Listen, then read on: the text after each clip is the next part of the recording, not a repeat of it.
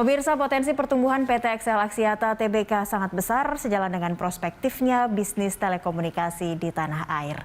Kita akan membahas kinerja dan prospek bisnis PT XL Axiata Tbk bersama Presiden Direktur dan CEO XL Axiata Dian Siswarini. Selamat pagi Bu Dian, apa kabar? Alhamdulillah, kabar baik Mbak Cika.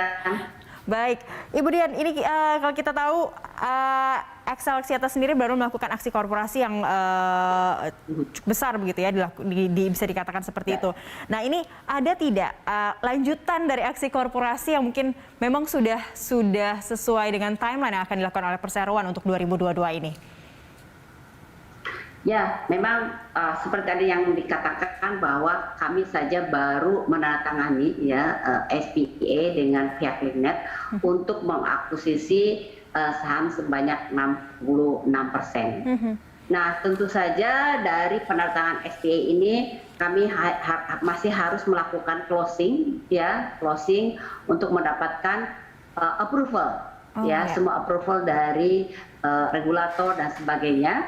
Sehingga memang masih akan diperlukan waktu beberapa bulan sampai transaksi ini ditutup dan akuisisi bisa dilakukan secara efektif seperti itu. Jadi memang kalau untuk tahun 2022 barangkali kami akan masih sibuk untuk aksi korporasi yang ini menyelesaikan sampai tahap akhir gitu, sampai goal lah istilahnya, Mbak Cika, sampai goal ya. Sehingga untuk aksi korporasi yang lain barangkali belum kami rencanakan untuk paling nggak sampai pertengahan tahun ini, karena akan digunakan untuk sampai ujung supaya transaksi ini memang bisa close di tahun 2022. Baik, ini kalau tidak salah tadi saya sedikit dapat bocoran karena tenggat waktunya kuartal 3 2022 setidaknya harus sudah goal begitu ya Bu ya, harus sudah tuntas. Betul. Baik. Betul. Kalau berbicara kinerja dari XL Axiata sendiri di sepanjang 2021 ada kenaikan laba, tapi juga bebannya juga agak kenaikan pendapatan, tapi juga ada beban yang juga ikut bertambah begitu ya, juga naik. Nah, ini seperti apa sebenarnya kinerja dari Perseroan secara keseluruhan selama 2021?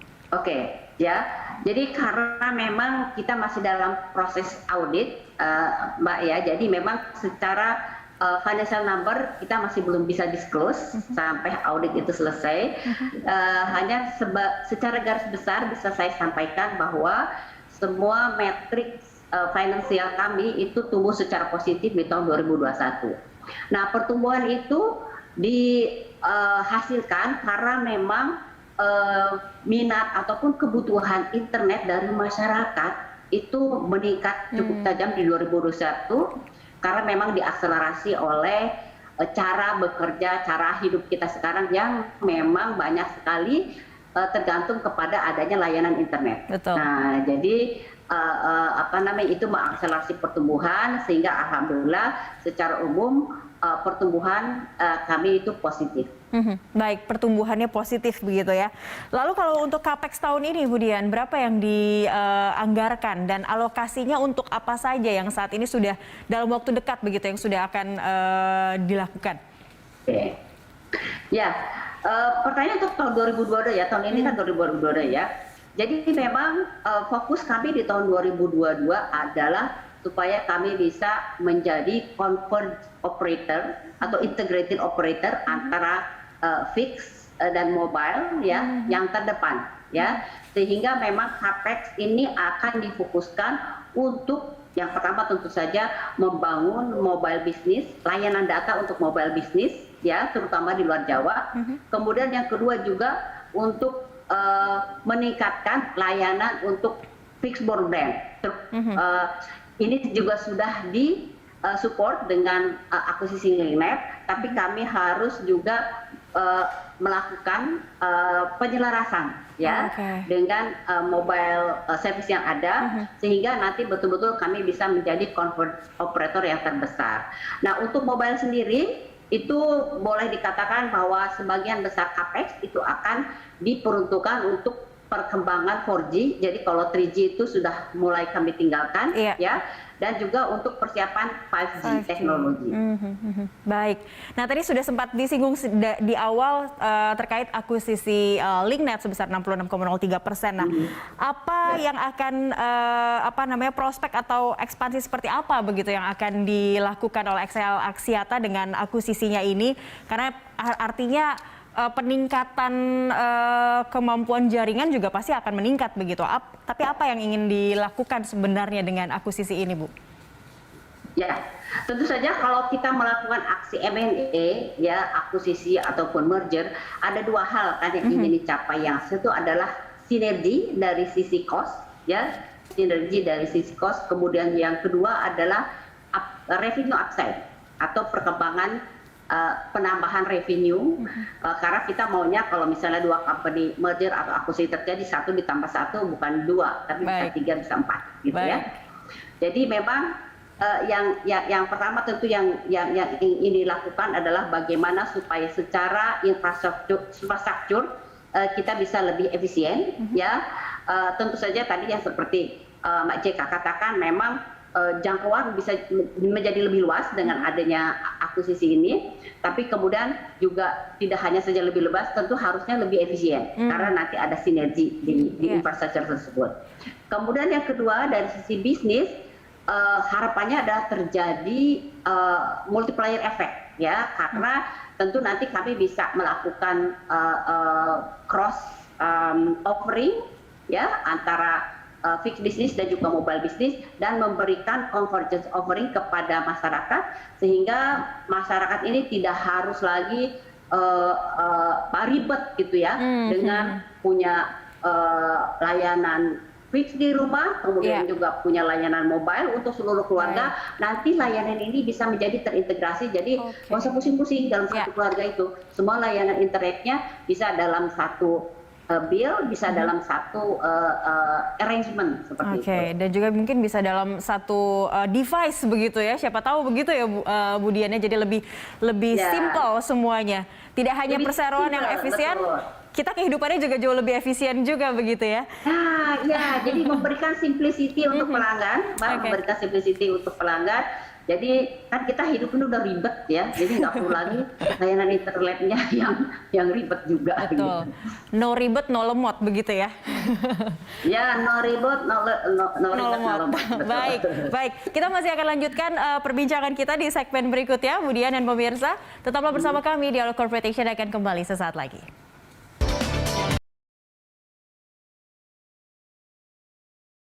Axiata Tbk menjadi salah satu saham di papan utama yang pergerakannya selalu menarik untuk dicermati.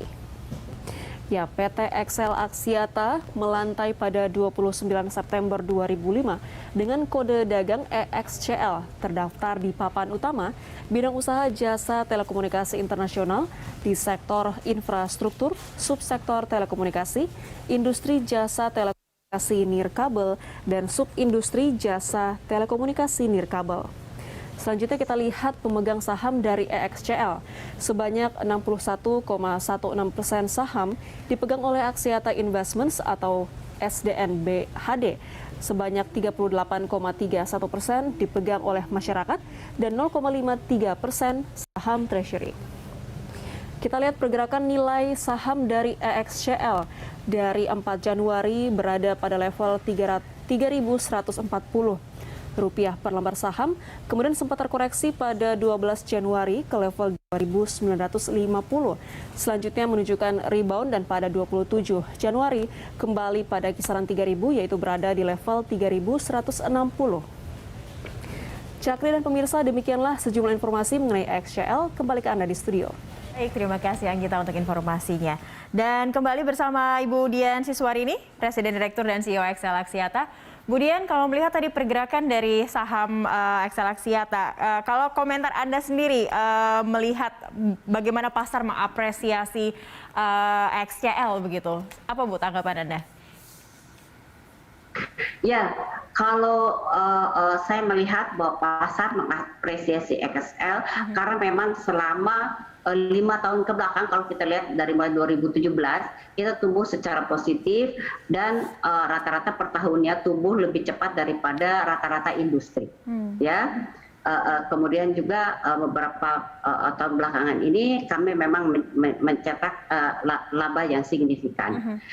Selain itu juga market melihat bahwa kami merupakan perusahaan yang inovatif dan juga progresif. Jadi misalnya tadi adalah mengenai convergence play, itu Excel yang pertama mendeklarasikan bahwa kami akan menuju ke sana dan mempunyai visi menjadi convergence player pertama di Indonesia.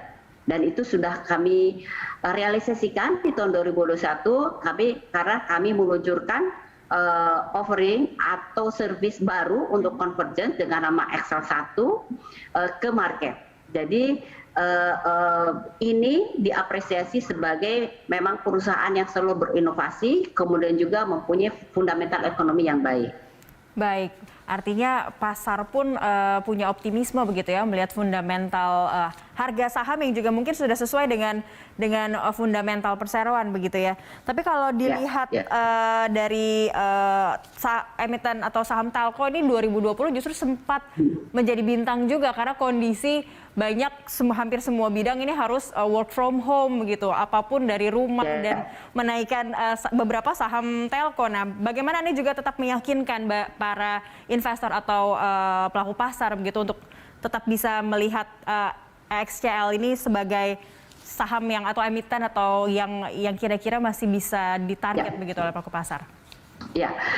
Ya, memang betul dengan adanya pandemi ketergantungan masyarakat terhadap internet itu menjadi jauh lebih tinggi. Ya, jadi sekarang itu internet sudah merupakan boleh dibilang basic necessity gitu ya, keperluan mendasar untuk kita melakukan segala macam kegiatan kita sehari-hari ya, baik itu bekerja, belajar, berusaha, berdagang dan sebagainya. Diakselerasi oleh pandemi dan saya yakin bahwa lifestyle ini tidak akan hilang. Jadi lifestyle ini akan stay setelah pandemi karena memang digital itu selain membawa produktivitas juga membawa efisiensi. Nah, menurut saya ke depannya itu malah akan lebih banyak lagi opportunities yang bisa dimanfaatkan oleh pemerintah dengan menggunakan teknologi digital. Jadi kalau menurut saya ini nggak ada matinya nih, Mbak Cakri ya. Jadi nggak ada matinya, sehingga boleh dibilang pertumbuhan itu akan tetap positif.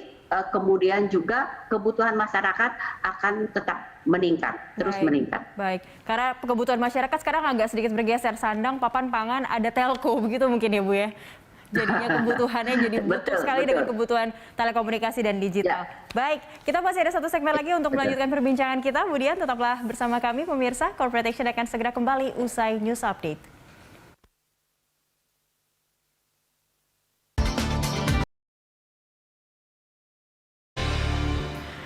Kembali di Dialog Corporate Action pemirsa, masih bersama Presiden Direktur dan CEO XL Axiata, Ibu Dian Siswarini.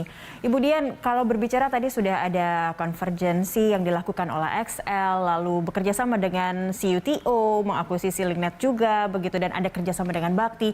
Sebenarnya prioritas bisnis XL Axiata untuk kali ini atau sepanjang 2022 begitu dalam waktu dekat, apa yang ingin diprioritaskan terlebih dahulu? Ya, jadi memang kalau secara jangka panjang tentu goal kita adalah membangun infrastruktur sehingga kita bisa mensupport agenda pemerintah ya, memberikan layanan digital di seluruh Indonesia termasuk tadi yang di daerah-daerah 3T gitu ya. Tapi ya untuk tahun 2022 fokus kita yang pertama adalah merealisasikan convergence offering dengan skala yang lebih besar dengan adanya akuisisi Linknet ini, Mbak. Kemudian yang kedua adalah supaya kita bisa melakukan transformasi digital dengan lebih cepat lagi. Jadi memang dengan adanya pandemi kan kebutuhan untuk transformasi digital itu meningkat, sehingga fokus kita adalah bagaimana supaya agenda transformasi yang sebelumnya itu dijadwalkan untuk 3 tahun itu kita bisa percepat, sehingga interaksi dengan pelanggan, interaksi dengan pedagang, interaksi dengan distributor itu semuanya bisa dilakukan secara digital. Jadi kalau misalnya terjadi sesuatu lagi yang membuat kita harus protokol distancing ataupun limitasi-limitasi seperti itu, bisnis, operation, komunikasi itu tidak terputus. Seperti itu. Jadi digital transformasi itu merupakan fokus yang lumayan tinggi untuk tahun 2022 ini. Baik, dan kalau untuk target pendapatan dan laba untuk tahun ini, Bu, seperti apa yang sudah ditarget oleh perusahaan? Jadi untuk jumlah pastinya itu kami belum bisa mendisclose, jadi target pendapatan untuk tahun ini. Tapi yang kami lihat ya, kami lumayan cukup optimis bahwa tahun 2002 ini bisa menjadi recovery year setelah pandemi, gitu ya. Karena sekarang beberapa ahli sudah mengatakan mungkin Omicron ini adalah the beginning of the end, gitu ya. Jadi kami optimis, insya Allah tahun 2002 ini bisa menjadi recovery year. Kemudian juga GDP bisa tumbuh seperti pre-pandemic, sehingga kami mempunyai prediksi ya bahwa untuk Excel itu kami bisa tumbuh lebih cepat daripada industri. Baik, tadi sempat menyinggung daerah 3T begitu ya Bu ya, karena ini kalau berbicara daerah 3T, infrastruktur ini harus betul-betul mumpuni dan harus cepat begitu, sama-sama akselerasinya begitu dengan jaringan yang ada.